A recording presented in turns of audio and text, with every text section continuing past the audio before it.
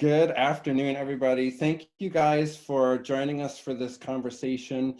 As we've just been talking, I think the idea here today is to really think beyond our own business needs about what could be happening in other parts of the value stream in our industry as we all kind of look to navigate the challenges and the obstacles that are put in front of us as a result of the COVID-19 pandemic.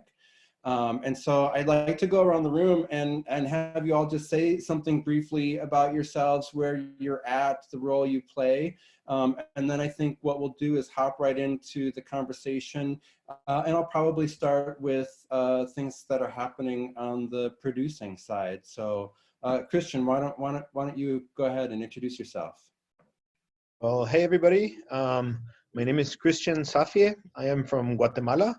I work for Untrade exporting company, which is a local Guatemalan coffee exporting company. And we are here in touch with basically the network of producers that we have here across all of the country. Great, thank you. Luiz? Hello, everybody. My name is Luiz. I am a coffee farmer from Brazil.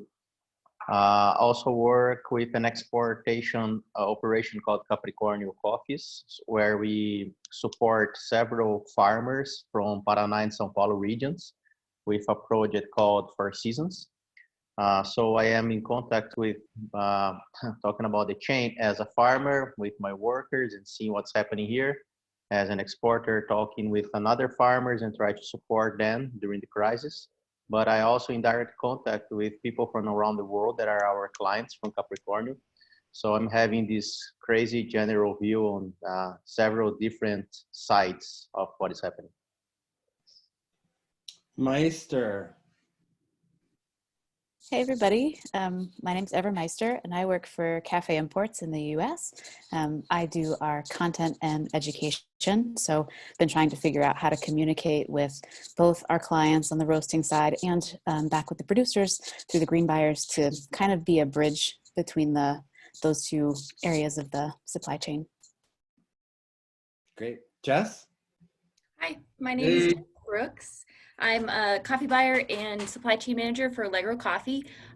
We're based out of Denver, Colorado, and we're a supplier for a large grocery chain here in the US. So my experience with this in the side, I've been thinking about our team members and people that are working at our roasting facility, as well as in the distribution channels that we deal with, but also on the supply side. Great. Geoff, I'm sorry. Go ahead. Jess and Geoff sound quite a lot alike. Sorry. Hi, everyone. How are you guys all doing? You look good. My name is Geoff. I work with a company in the US called Intelligentsia Coffee.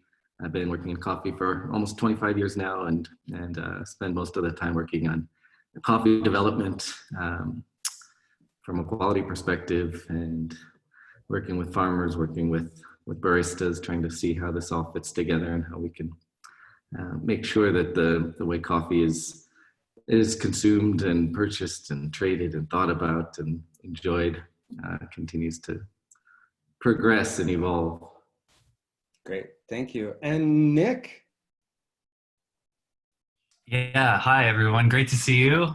This is a really nice group chat. Thanks for inviting me. I don't work for a coffee company, but I do work a lot with coffee farmers. So I'm in New York City, working with an organization called Enveritas that is working to bring data-driven solutions to the long-standing intractable problems that have plagued the sustainability of coffee. So we are operating in over 20 countries around the world, talking to farmers, reaching farmers who have been systematically excluded from the sustainability conversation because they're not eligible, they're not sophisticated enough, or they simply can't afford to be in that conversation. So we have been making an effort over the last 3 or 4 years to reach them, gather data, analyze that and use it ultimately to drive impact, partnering with roasters, which is my role within the organization, to partner with roasters and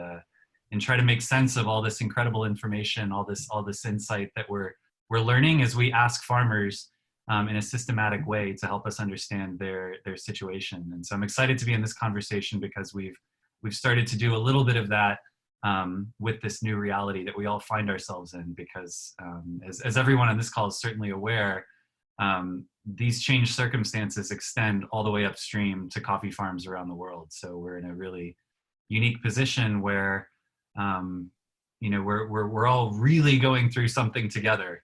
And we have this shared experience that is unfortunately not being reflected in a lot of the dialogue to date. You know, we don't understand what's going on at the farm level. We understand a lot, obviously, about, you know, what's going on at the retail level as retailers, but when it comes to farmers, we're really motivated to make sure that, you know, they are being represented, and that's who we serve at Enveritas. So very happy to be on the call with you guys. Great. Well, again, thanks to everybody for, well, Ailish, you should say something about yourself, even though I just did a bit ago, but yeah.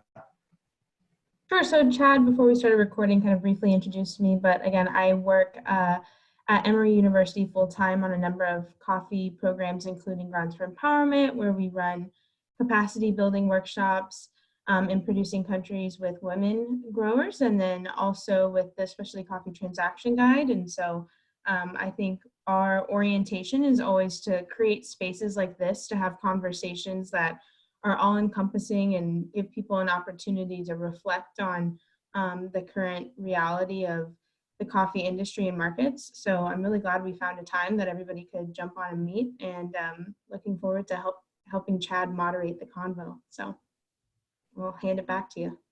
Great. Well, so, you know, I think like logic tells me to kind of go back to you, Luiz, and ask, as you think about harvest going to start up there in the next couple of weeks, as a coffee producer and as an exporter, what are the things that you're experiencing? I mean, what are the things that you would hope the rest of the value stream can learn and understand a little bit more about? Yes, my friend. So the situation in Brazil is that harvest is probably going to start.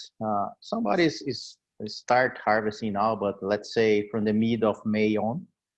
It is a huge crop. And the first thing we are having to learn how to manage is how to face panic. We have no idea what's going to happen. So we are having kind of this social isolation in Brazil. And most of the cities, they are still not totally open. It's not a lockdown, but they are, the recommendations from the governors and from the majors is to keep safe in home, in order the government is able to better prepare the health system for what is going to come. So this is the problem. So since March, we are in this kind of half social isolation, and then trying to better prepare our system to what's going to happen, and it's what's going to happen exactly when we are going to be harvesting. So we have not a lot of idea of what's really going to happen. So from the farm levels, what we are doing, we as exporter, we build a recommendation guide with things that could be made in the farm. So how to be safer on the transportation of workers, using masks, alcohol gel, like washing the hands, and we created procedures for that, and training for workers and farmers.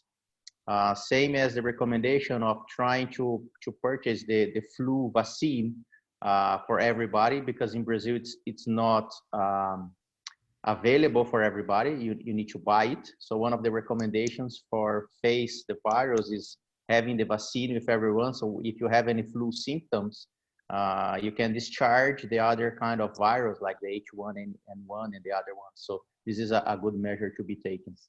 What is happening as a movement is the huge recommendation of trying to use the local community. What I think it's nice, instead of bringing people from other cities or other states. In Brazil, one of the big things that happens, several farms. I know the world does not have this consensus, but in fact, most part of the Brazilian coffee is still hand harvested. And a lot of people come from the Northeast. There is the poorest region in Brazil.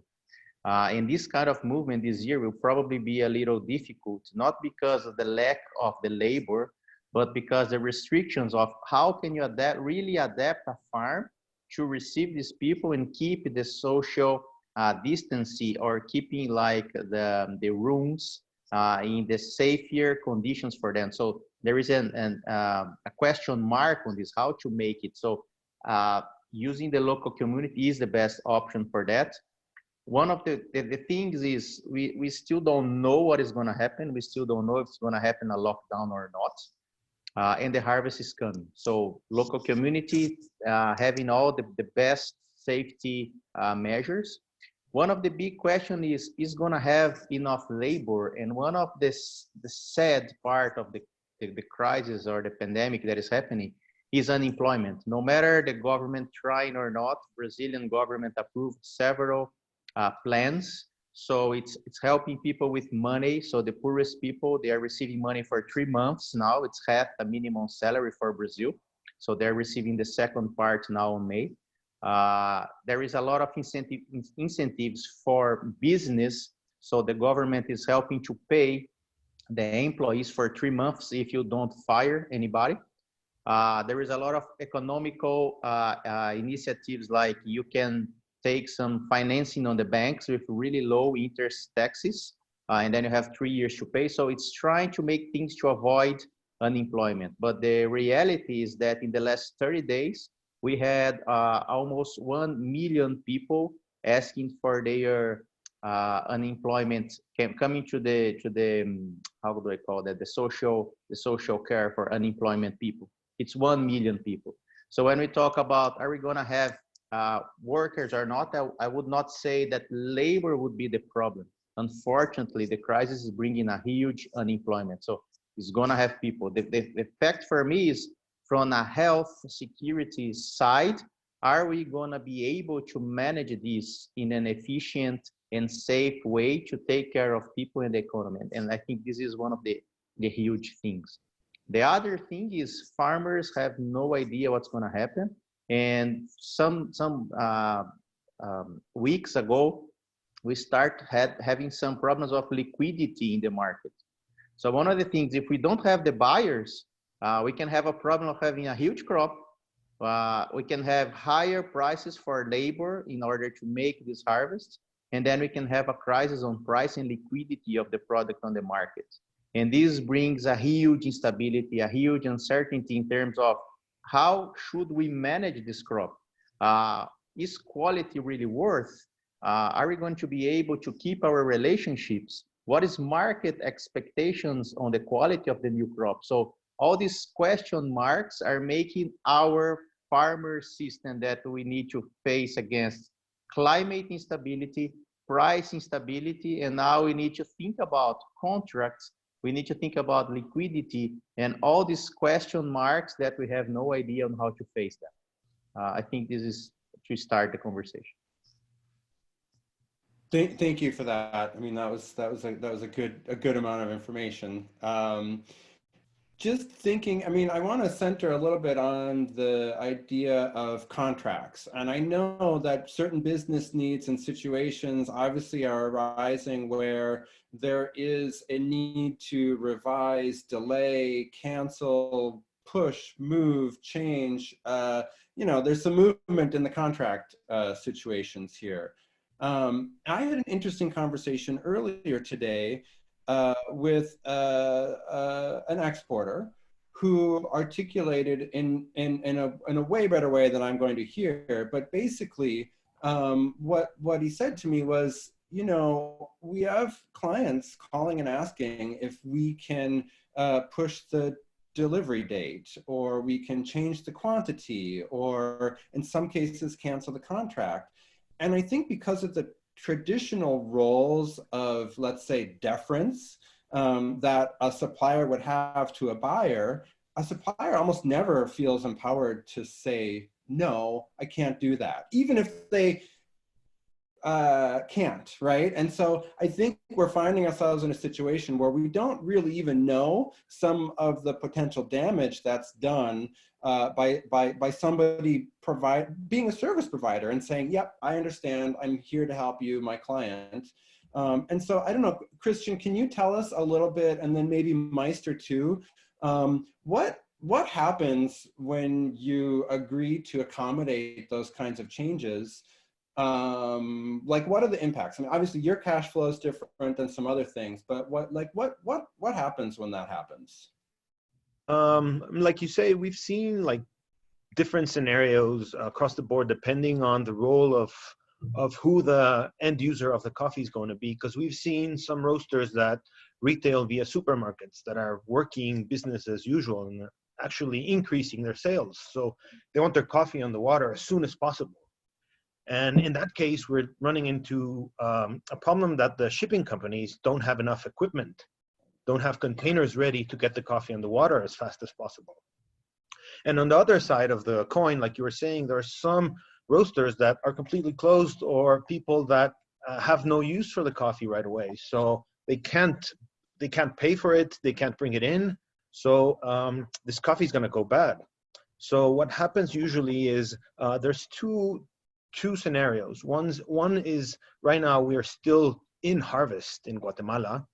So some of the coffee is still on the trees, and we are losing that coffee because there's no workers, like Luiz was saying. There's no people running, operating the farms, harvesting this coffee. So in part, some of these contracts that are getting pushed to next harvest or being canceled is in a way beneficial, I would say, because there's still exporters that are short these coffees that we're still trying to fill these contracts. So maybe it's in a way beneficial because we don't have to purchase the coffee, but I say quote beneficial because at the end, the producers are not receiving an income for all of this coffee that they're producing.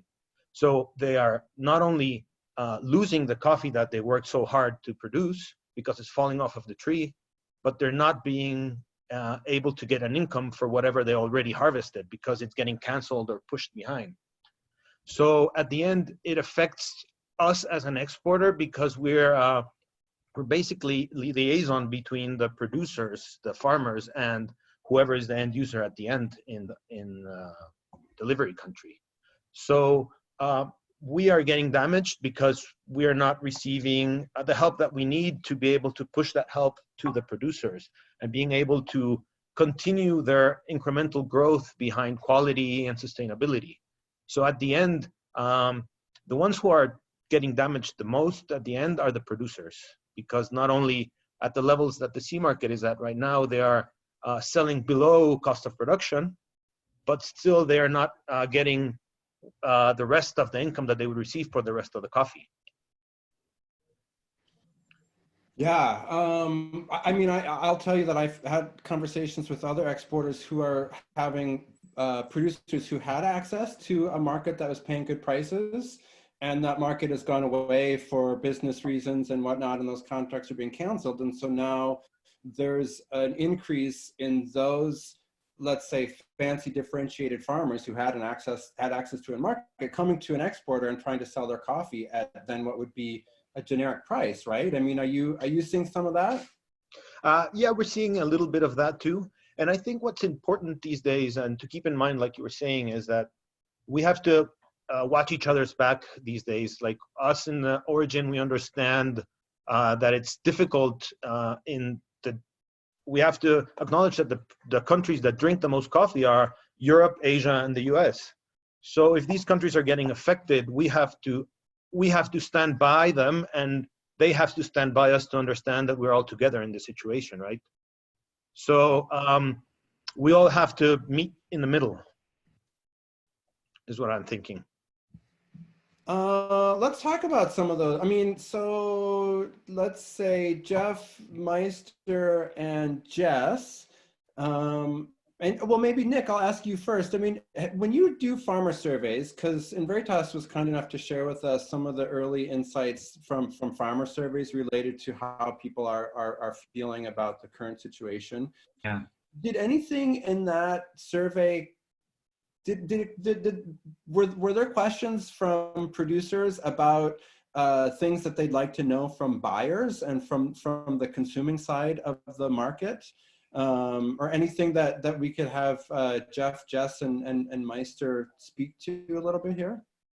I mean, I think the overarching concern is just to make sure that the buyers are still there, right? That farmers want to stay in coffee.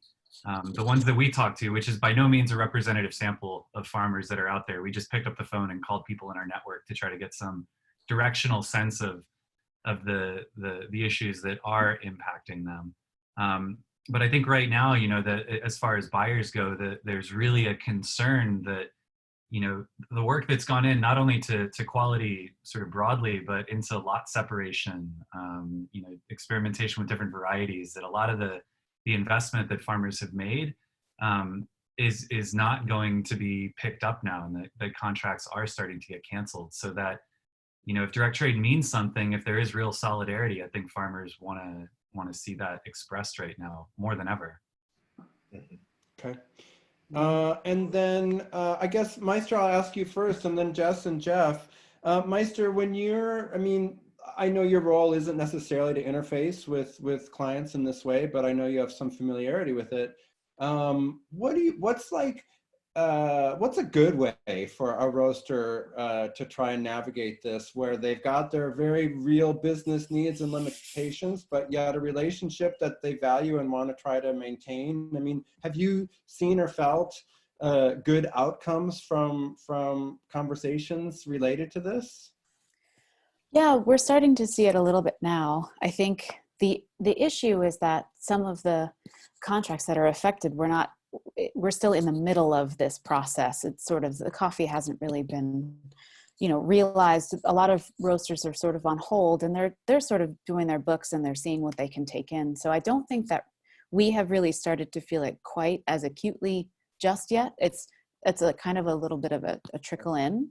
But I think, you know, the conversation that is happening the most, and the delicate part of that conversation is just like Christian was saying, the point here is to realize that we're in a moment. I mean, we've been in a moment where we need to all share risk, but now more than ever, it's become really apparent that sharing the risk and like really sort of understanding each of our individual burdens of that risk and the benefits and drawbacks of each different part in that supply stream in that way is so keenly apparent now.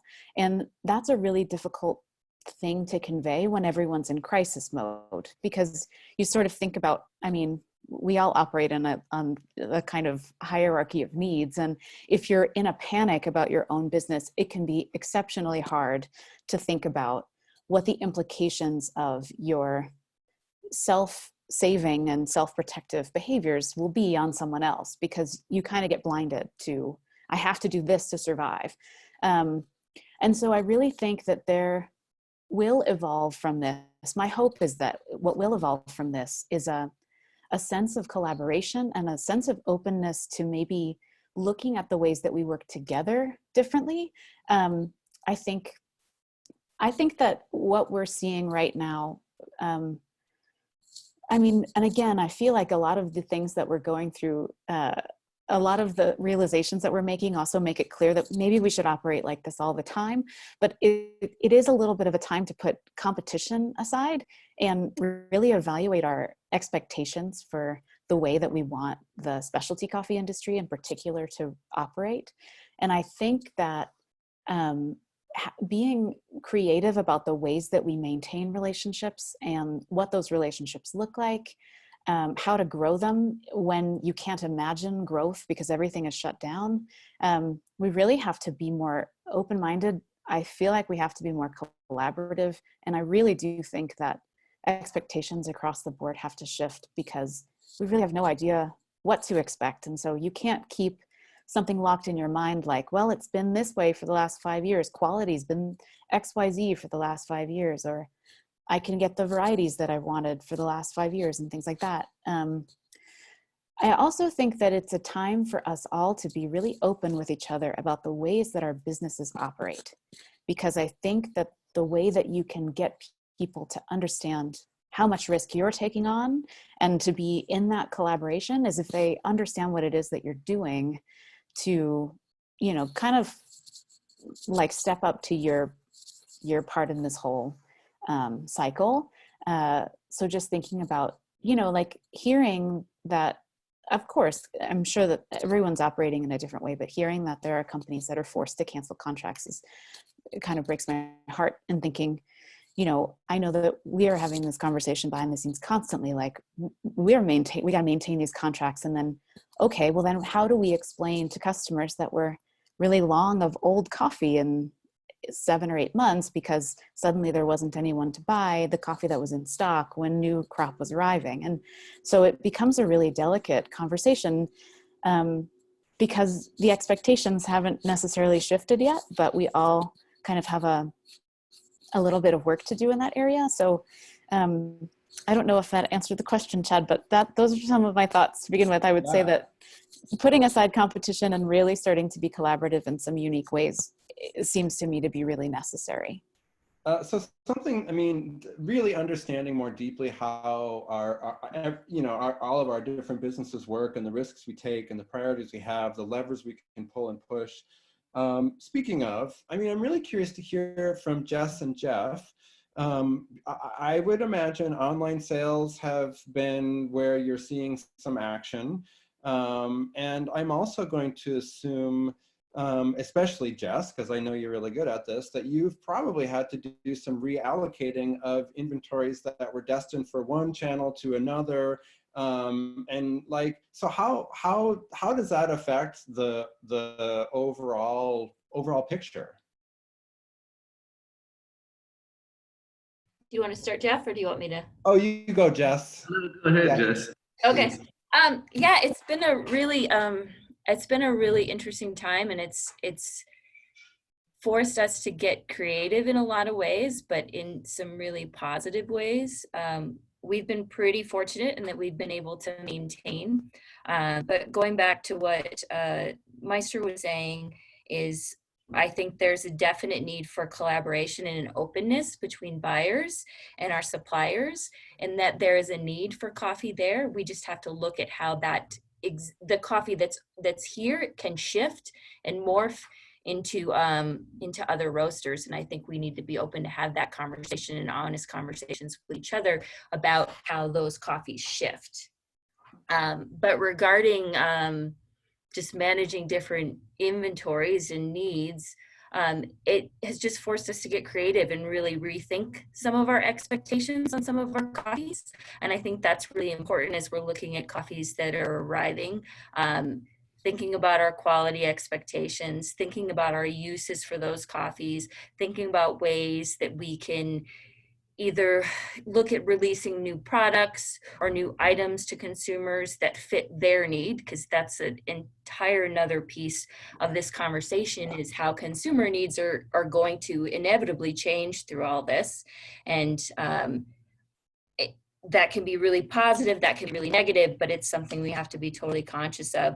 But I think as a roaster, we have a lot of opportunity to tweak things and make things work. And I think we have to be open to that, and to that kind of rethinking our own coffees and how we can make things fit to keep our commitments with the purchases and the contracts that we have. It's really important.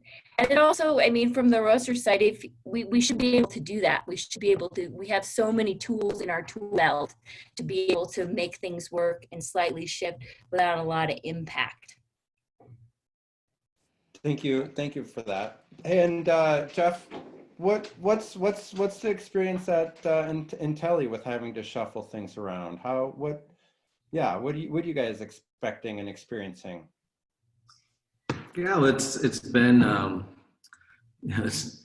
it's been a challenge in both some scary ways and some very exciting ways. I think we've, much to it in the light of what Jess has been saying, as a roaster, you know, we have the advantage of having been around for 25 years. We sell coffees through our own coffee shops. We sell coffees online. We sell coffees to supermarkets and grocers. We sell coffees to distributors, and we sell coffees to hotels and restaurants. And in the wake of COVID, some things have radically changed. All of our stores are closed.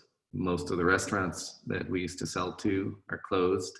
The hotels that we sell to are closed. The places that depend on visitors, tourism, are closed.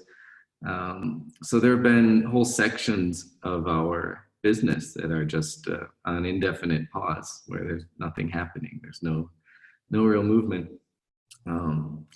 But there are others that have been very active. So, our online sales jumped 300% in a matter of weeks, and the coffees that are selling to supermarkets and grocers and other online channels are selling more than ever, which is largely because of something we've all known, I think, is that coffee is one thing that people will always drink one way or another. It's just the mode of getting it changes, and how people consume it may change, but it's not something that people will just abandon because they can't leave their house or because they're worried about finances. So to that end, I like what Jess said about using all the tools in the toolbox. We have a lot of ways to get creative. And when I said this is exciting, what I meant by that was really, I think out of crisis often comes some of the best innovation, the most creative thinking, the most willingness to, whether it's because you've been forced into a position of extreme stress and have to think your way out of it, or because you've got suddenly such a disruption in your mode of thinking that it triggers you to begin thinking differently about the way your business operates, or what the best way to operate it is. And so to that end, I think my expectation and my hope for most coffee companies is that they will take this as an opportunity, and rather than take a very pessimistic perspective and adopt a complete bunker mentality and say, our tolerance for risk is 0 and we have to stop everything right now until there's some clarity, to instead say, hey, this unexpected interruption in our world gives us the chance to rethink, gives us a little space to stop and contemplate and examine with new eyes what it is we do and figure out how to do it better. And I think we can all be pretty sure in knowing that whether it's 6 months from now or 12 months from now, things are going to start up again, but they won't be the same. And it's not just the light's not just going to turn back on. And so we should be thinking about how do we thrive in a different environment. And, something that Nick said earlier about partnership and direct trade and all of that's, one of the things, another thing about crisis and different modes of thought is that it tests your resolve, and it tests the truth of your conviction. It really shows who you are. And one of the things that we should all be thinking about as coffee buyers is the degrees of resilience. Something Meister was talking about, of risk and shared risk. Risk is not the same for everybody. Resilience is not the same for everything. So if you're a farmer that has one harvest a year and one source of income, one opportunity for income in an entire season, and all of a sudden that gets short-circuited and cut in half or dropped altogether, the consequence is much different than if you're a roaster and you end up being a little long and have to figure out how to sell more coffee somehow. You have different revenue streams and different means of adapting. So I think we all should be sensitive. The word collaboration and community has been thrown around. And this is the kind of situation when we have to be very clear with each other. Are we partners, or are we on the same team? Does your future connect to mine in a way that's meaningful enough that we need to figure out how to make sure we both are able to thrive in the future?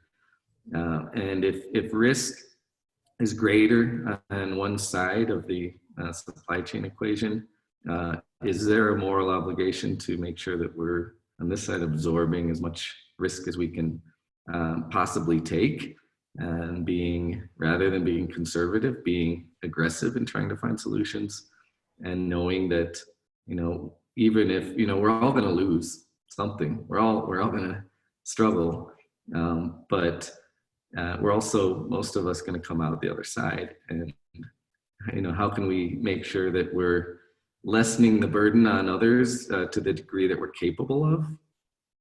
And, it also comes back to the short versus long-term thinking. If you're thinking about how well off will I be in 3 months, it leads you to different conclusions than if you're thinking about, what are things going to look like in 3 or 4 years. And if you're taking the long-term mentality, your interest in trying to protect and help those who you see as your partners is much different. Yeah, thank you for that. That's super good perspective. Speaking of trying to figure out what we could do on the buying roasting side, I think Meister, you and I had a downward spiral conversation one day about what's going to happen to all these coffees that are stuck sitting at the port and they can't get out of the country, and they're baking in containers. Are there going to be quality claims and rejections? And so I just wonder, have there been those kinds of experiences? It might be a little early for you on your side, Luiz, but Christian, have you experienced anything like that? Is there a fear of that? And then I guess Geoff and Jess, I'd be curious to know, you said something, Jess, about adjusting your or considering your quality expectations at this time. And so I guess I want to know a little bit more how we can all think about that in a way that obviously still upholds our standards and our integrity as the brands that we say we are, but yet has a show of empathy and understanding for the situation. So Christian, let me ask you first. Is this something that we should be worried about? Is it something that maybe we're making up and paranoid about? What's the reality? Well, I think it is real. It is something that will eventually happen and is already happening in a very small scale. There's containers waiting in port, just sitting there and baking, like you were saying. Maybe it will affect quality at the end. We don't know at what extent it will. We've seen some roasters that are just waving off receiving pre-shipment samples and just telling us to ship the coffee as soon as possible, but we will still be held accountable for quality claims. So this is a moment where we have to take into account that things will possibly change in detriment of quality for coffee, definitely.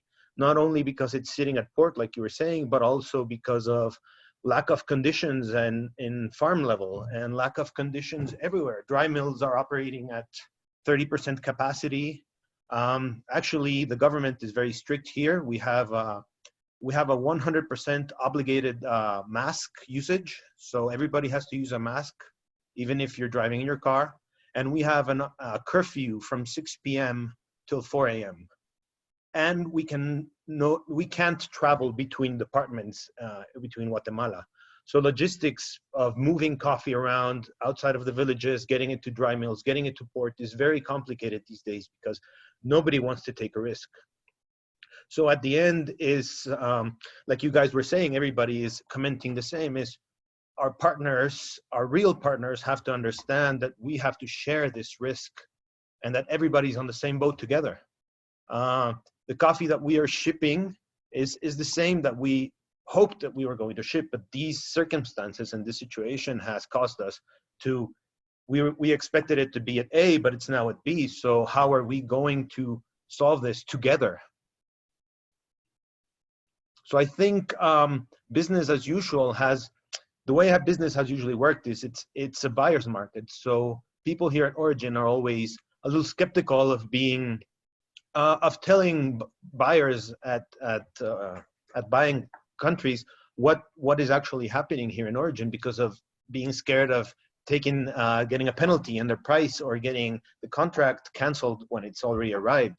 So I think transparency and openness is what is required at these times between origin and whoever is receiving the coffee. Okay. And then Jess and Geoff, I mean, do you worry about some of this as coffees sit? Are you thinking about the ways that you would respond? Because yeah, I mean, things are clogged up. Things are trying to go faster, and in some cases they can't. Yeah, I mean, how do you guys think about it? I think just really simply, you have to be able to adjust your buying plan to account for that. So really thinking about where you're at, where you're going to be, using proper forecasting tools, and trying to understand as best you can, considering that things may change, but what your need for that coffee is, and being able to have some flexibility, if you can, in that quality, to understand that these things are going to happen, and that there's a responsibility on our end as a buyer is to fulfill those commitments. I've had some experiences in the last month where it's just difficult to get a sample out. So, you know, when you have those partnerships and you have that trust, it's easier for you to say, well, I can approve this, I can get this moving. We can do that when you have those relationships and you try to foster those relationships. But back to what Christian was saying, it's so important to have those conversations and be fully transparent throughout the process to be able to understand that and plan for that in as far in advance as you possibly can. But back to kind of the quality piece, I think one of the things that's been really enlightening for me over the past few weeks is, as we've had to reduce our essential staff in the office, that has reduced our cupping team, that has reduced the ability for us in the office to work through things, but also increased our ability on one side to make quick decisions and become efficient with our buying and how we're responding to things, which hasn't necessarily been a bad thing, has been a really positive thing. And I think it's enabled us to be less concerned about quibbling over half a point on a pre-ship sample, and thinking more long-term in what we need for that coffee and how we can adjust it, and thinking, well, is that, at the end of the day, is that really going to make a difference? Is that really going to make a difference in this coffee? Is that really going to make a difference in this need, in this blend? Can we adjust for it? Can we look at it? But I think in that respect, it's been positive to kind of get out of our heads in the box in that quality, and think about quality on a larger perspective, as far as just in terms of cup score, but what other value do these coffees have, and reassessing value of this partnership, of this coffee for that particular need. That's great. That's great. Geoff, do you have anything to add? Well, those are very sage words. I agree with all of that. It's flexibility is more important than just about anything else right now, and being willing to ability to figure things out, rather than panic and say, well, we can't buy coffee now, or to freak out about a single instance of quality loss. I mean, that's something we work with and deal with every day, every year. Coffee is a dynamic agricultural product, as we all know, and quality issues are perpetual. We're always dealing with figuring out how to understand the coffee's behavior. Coffees don't always arrive exactly as we expected them to. Sometimes they're better, sometimes they're worse, and you have to, as a roaster, that's part of your job, is to figure out how to sort stuff and allocate it and make sure that the right coffees go to the right people. As a brand that's built around quality, it's something that's, it's so sacred to us. We protect it obsessively, but we've also over the years realized that we, if all we do is purchase 87 and 88s and draw the line and refuse to consider finding means or ways to utilize coffees that are 84, we're unable to be viable and helpful partners to farmers, because there is no farmer in the world that produces only 88s. You know, so we've taken a nose to tail mentality around coffee and approach, figuring out, you know, we have to be able to, if you want to support farmers and work with them collaboratively as partners, you have to figure out, how do we find ways to work with you, not just for your very best stuff, but for your mediocre and good stuff as well. And, you know, so we've done that over years. And it's not easy, but then again, you know, this is a big wide world of coffee. People consume coffee in different ways. Some people still percolate it. Some people grind it in a blade grinder with a mortar and pestle. Some people, you know, they use water that's tepid to brew it. Some people, you know, some people pour milk and sugar all over it and bury it under other things. And so I think if we're roasters and we're trying to figure out, how do we not default on our partners? How do we get the coffees that we commit to buy? How do we continue to move forward?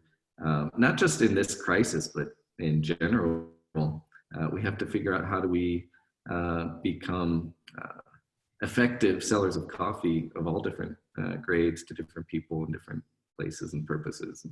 You know, there's always a way. People drink coffee all over the world every day. We can figure out how to work with them and work with our partners and make everybody happy, even if it means we have to bake, mash the coffee up and mix it with sugar and bake coffee cupcakes and sell them for a month. We do that too. I love it. I love it. Hey, Nick, I have a question for you. You shared some early insights from your farmer surveys, and one of the things you said was farm management changes. Yeah. And so I'd like to hear a little bit about that, and then take it back to the farm with Luiz and hear, kind of what some of the realities surrounding these different considerations would be. So what did you mean farm management changes, Nick? Totally. So I mean, and to echo what Luiz was saying at the top of the call, you know, that labor is certainly going to be a concern, especially, you know, where you're depending on internal migration or, you know, migration across the borders, as is the case a lot of time in Central America. So this is certainly, you know, a concern. One aspect of farm management is just the workforce, you know, and a lot of the farmers we talked to, a little less than half of the farmers we talked to in Central America, said that there hasn't really been an impact so far. And as Christian noted, you know, the harvest is kind of finishing up. There's still some coffee on the tree. So, you know, fewer than half saying there's not really an impact so far, but they're also saying that there are fewer workers available. You know, and in Colombia, I think you see the most sort of pronounced reaction to this, where there are the vast majority of farmers we've talked to anticipate a lot of disruption. The FNC has published information about this, where they are tracking the internal migration and then migration, you know, across the border from Venezuela that is going to be impacted by this. And so what we're seeing is that on the farm, farmers are telling us that they're reevaluating harvest methodology. Even in Brazil, as Luiz mentioned, you know, we often don't think about it, but a lot of coffee is still harvested by hand there. And now there's a shift among farmers we're talking to who are thinking about ways they can mechanize coffee that they would have otherwise harvested by hand in Brazil. And in Colombia, where you have smaller farms, if they can't depend on workers moving around the country or crossing borders, they're trying to figure out how they can get their families involved and readjust as far as that's concerned. And then the other you know, issue that we're seeing is the impact on inputs. So we're trying to get a sense of what's going to be happening. What are the, you know, as Jess is talking about forecasting, we're trying to anticipate what are the longer term impacts of this going to be, not right now with the coffee that's ready to go, but with next year's harvest and subsequent harvests after that. You know, in Central America, a lot of farmers are telling us that stores are closed, as Christian is telling us. You know, there's a curfew in the city and people aren't moving. and a few farmers are telling us that the prices actually have gone up when they are able to get to stores to get those inputs that they need. And with that, you know, if they can't buy inputs, that farmers are starting to explore ways they can make their own. You know, how can they, you know, make their own organic fertilizer if they can't get the chemical fertilizer that they would buy otherwise. And so we see this mix of, you know, trying to figure out who's going to do the work, how the work is going to be happening. We're also seeing farmers, you know, delay pruning, delay the application of other chemicals, other fungicides, pesticides that they might have on hand, because there's just this lack of certainty around the future. So this sort of, you know, people, the lockdown is manifesting in all these ways that we would expect on the farm, just like we see, you know, in the society around us more broadly. Great, thank you. And then I know we've only got a minute or two left, and I'd like to hear, Luiz, as a producer, I want to hear from you a little bit on what would be the ideal way that the market and a roaster would partner at this time. And then I want to take a minute also to hear from Eilish, her sage observations from sitting diligently in the background and listening to us all. So Luiz, what would be like the dreamiest way that a roaster client or an importer client could offer understanding and extend a hand at this time? That's a good one. I think a lot was already said here. I really like what was said about sharing the risks. Just talking about understanding the new needs of the consumers.